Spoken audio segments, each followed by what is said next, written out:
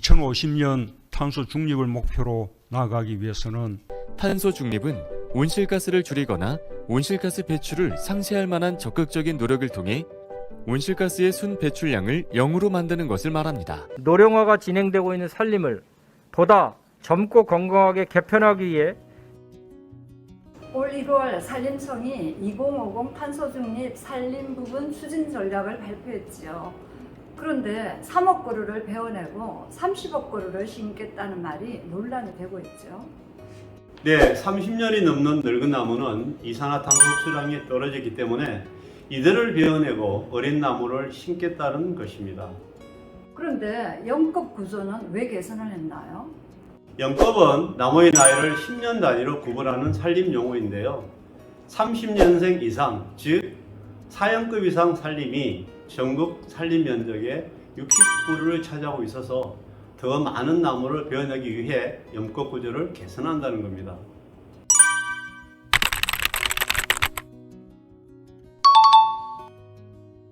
(100년) 이상 된 나무도 많은데 30-40년 정도면 청년나무 아닌가요? 수령 30-40년 된 나무를 왜 늙은 나무를 교정했나요? 탄소 흡수량이 문제입니다.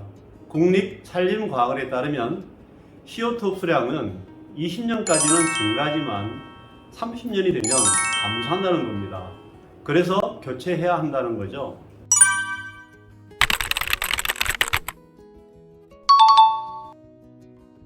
환경운동연합에서도 반박 자료를 내지 않았나요? 네, 그렇습니다. 100년이 넘은 숲에서 바이오매스 축적량이 급격히 증가하고 300년이 넘는 숲이 가장 가파르게 증가하는 시기라고 반박했습니다. 환경운동연합 홍석환 교수도 언급하지 않았나요? 산림청 논리는 초기 20에서 50년에 바이오매스 축적량이 급격히 증가하다가 얼마간 평형 상태를 유지한다는 겁니다. 홍 교수는 그 기간의 바이오매스 축적량 면적이 1이라면 50에서 100년은 2.3, 100에서 150년은 1.9, 150에서 200년은 1.6이라고 반박했지요. 산림청은 그 평형 상태가 지속될 것처럼 해석해서 30억 그루 프레임을 만든 것으로 볼 수 있겠네요. 네, 2018년 국립수목원도 큰 나무와 일반 나무의 연평균 탄소 축적량 차이가 점점 크게 벌어진다고 했어요. 이는 크고 오래된 나무가 지속적인 탄소 흡수 능력이 증가하고 있다는 의미입니다. 외국 사례는요? 2019년 사이먼 루이스 교수팀은 탄소 저장을 위해 자연숲을 되살린다라는 논문을 통해서 자연숲의 탄소 저장량은 평균적으로 인공숲의 42배에 달한다고 했어요. 수령 30-40년 나무는 결코 늙은 나무가 아니네요. 이런 나무를 베어내는 진짜 이유는 뭘까요? 1987년 산림 녹화가 완료되어 늙은 나무 3억 그루를 베어내야만 어린 나무 30억 그루를 심을 공간이 확보된다는 논리입니다.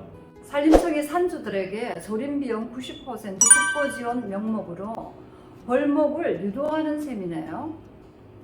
제천시 관계자는 산림청에서 일선 시군이나 지방산림청에 조림 물량을 배분하고 그 실적을 평가하기 때문에 벌채를 위한 벌채, 조림을 위한 벌목을 할 수밖에 없다고 하더군요. 결국 벌채를 위한 벌채, 조림을 위한 벌목을 산림청이 유도하고 있다고 봐야겠네요. 30살 아직 늙지 않았어요. 탄소 흡수 자신 있어요. 그나저나 올여름 장마 때 산사태가 걱정입니다.